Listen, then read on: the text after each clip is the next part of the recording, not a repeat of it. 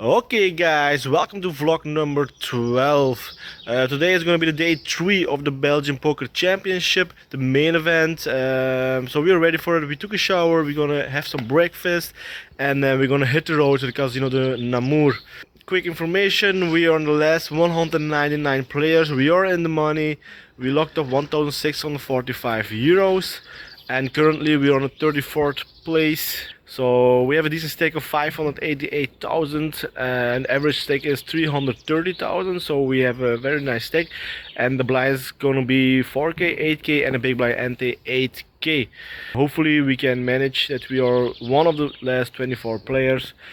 We have some work to do. We are not there yet. Let's see if we can manage to do that, guys.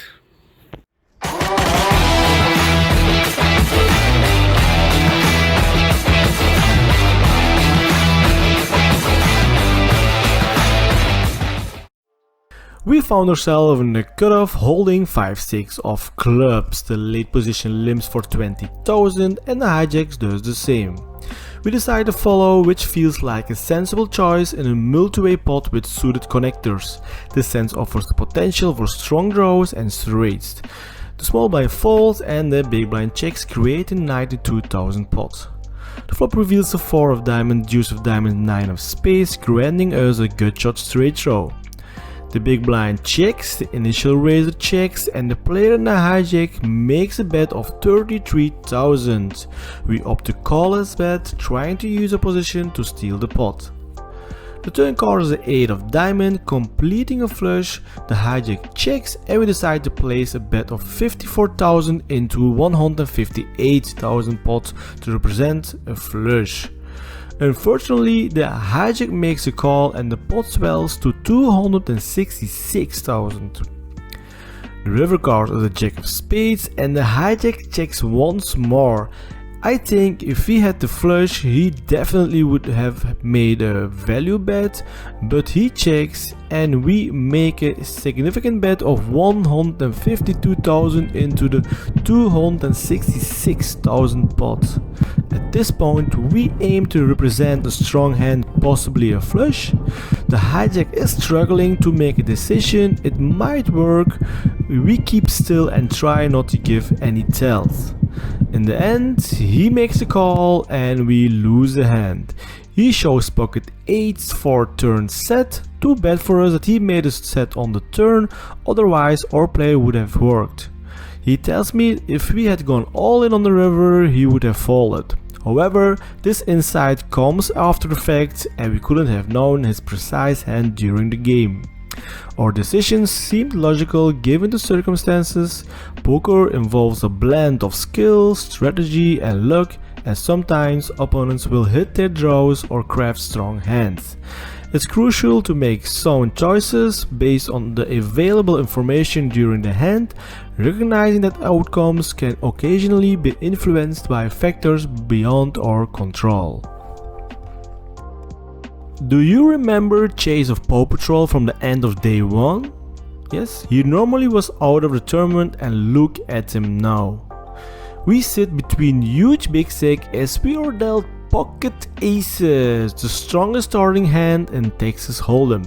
With blind set at 4,000, 8,000, we decide on a standard raise to 20,000. This is a sound play as we aim to build the pot or claim it right away. Since all other player falls in response to our raise, there is no flop, turn or river involved in this hand, so we win the pot uncontested. The next hand, and we get another premium holding on the button. We hold ace king of suit, a robust starting hand with blinds at 5,000 and 10,000, and under the gun opening with a raise to 23,000. We decide to make a bold move and push all in with our stake of 230,000. Both the small blind and the big blind falls, but the undergun calls are all in with pocket jacks. At this moment, we are in a classic coin flip scenario with a slight advantage due to our higher overcards. The flop delivers ace of clubs, 6 of hearts, 9 of spades, granting us up top pair with top kicker.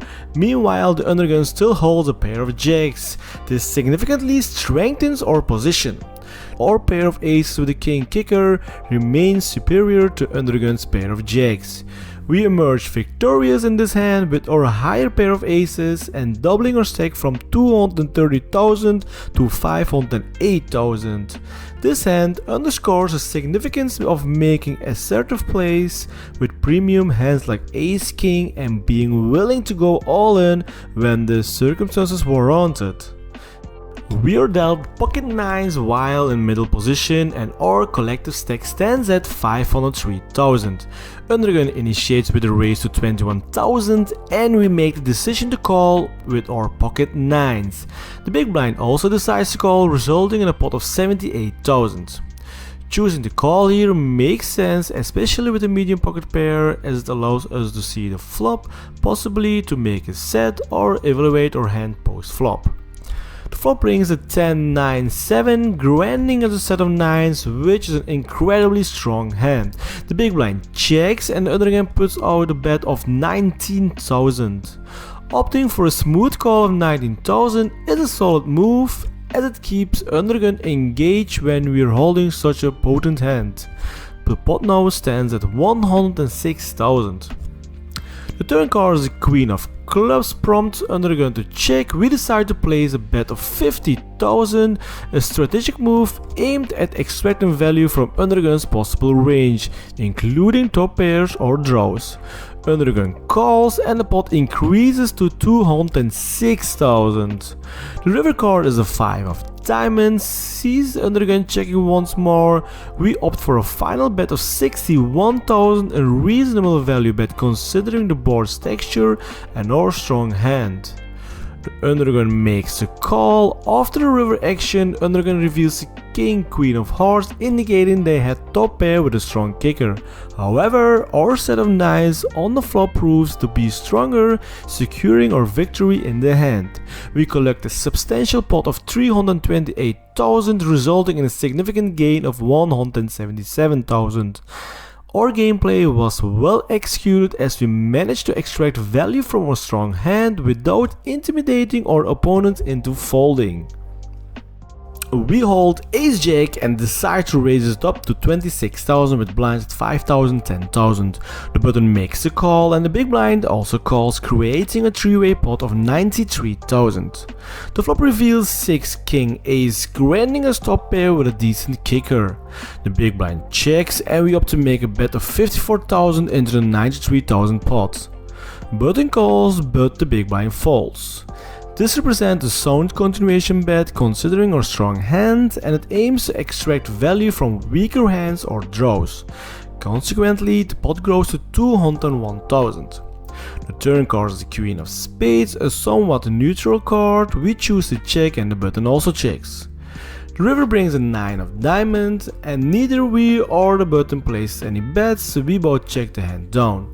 At the showdown, we reveal top pair with Ace Jack and the button doesn't show his hand. As a result, we win the hand, securing the pot of 201,000. In this particular hand, we are going to play with Ace-6 offsuit from the big blind. We see 3 players limping, including the undergun. We decide to check our option, which appears to be a sensible play with our hand from the big blind. After all the limping, the pot grows to 98,000. The flop graces us with 10-7 Ace Rainbow, granting us top pair. While it's a decent hand, it is crucial to acknowledge its vulnerabilities to stronger aces or better hands. The small blind checks, and as a cautious move, we choose to check as well despite holding a top pair. Undergun proceeds with 26,000, the button calls and the small blind falls. Opting to call is a decision we take, contributing to a pot of 176. The deuce of diamonds on the turn card doesn't bring about significant changes in the situation. Once again, we opt for a check and the undergun places a bet of 61,000. The button decides to fold, but we opt to call the 61 again, leading to a pot size of 298,000. The river reveals the King of Spades. We once again decide to check and the undergun checks back this time. However, we lose 109,000 as the undergun reveals Ace-9 of suit, showcasing a superior hand with a higher kicker. In the undergun position, we hold Ace-King of suit and we decide to raise to 27,000. It's a standard move, giving the strength of our hand. The button, small blind and the big blind all join the action, resulting in a 4-way pot of 120,000. The flop reveals 4-7 king rainbow, granting us top pair with top kicker. The small blind checks, the big blind checks, and we choose to initiate with a continuation bet of 52,000. The button falls, the small blind calls and the big blind calls too. The pot at this point has grown to a substantial 276,000. As the turn reveals a 9 of diamond, potentially introducing a flush draw to the board, both the small blind and the big blind checks, we decide to check as well, which seems like a prudent choice given that the turn card doesn't significantly alter the board, and it also allows us to control the pot size. The river card is ace of club, granting us 2 pair aces and kings. However, a significant twist occurs as the small blind goes all in, pushing 328,000 into the pot. The big blind falls, leaving us facing a challenging decision. We beat all the pair of aces, even all the 2 pairs. There is no straight or flush possibility on the board. It is possible that he just called with pocket 4s or maybe pocket 7s pre-flop. I think most of the time he would re-raise pre-flop with 7s and even pocket 9s, so that's unlikely. So the only reasonable hand he can have is pocket 4s or maybe ace 9 suited. But I think he would have folded ace 9 to our c-bet on the flop, so either he has pocket 4s or he is totally bluffing on the river. If we call and are right, we will have more than a million chips, and if we are wrong, we still have a decent stake of 25 big blinds to play with. In the end, we make the call, resulting in a pot size of 932,000.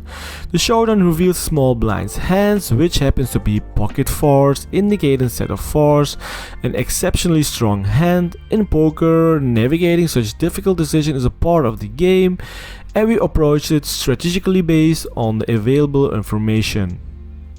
The blinds are going up, but unfortunately our stack is not, and we are getting shorter and shorter at the moment.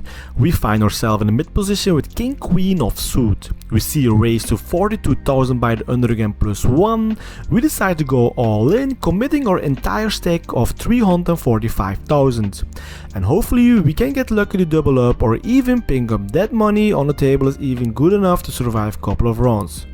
But the cutoff seems interested in my move and opts for an all-in move, prompting others at the table to fold. Consequently, the pot swells to 772,000.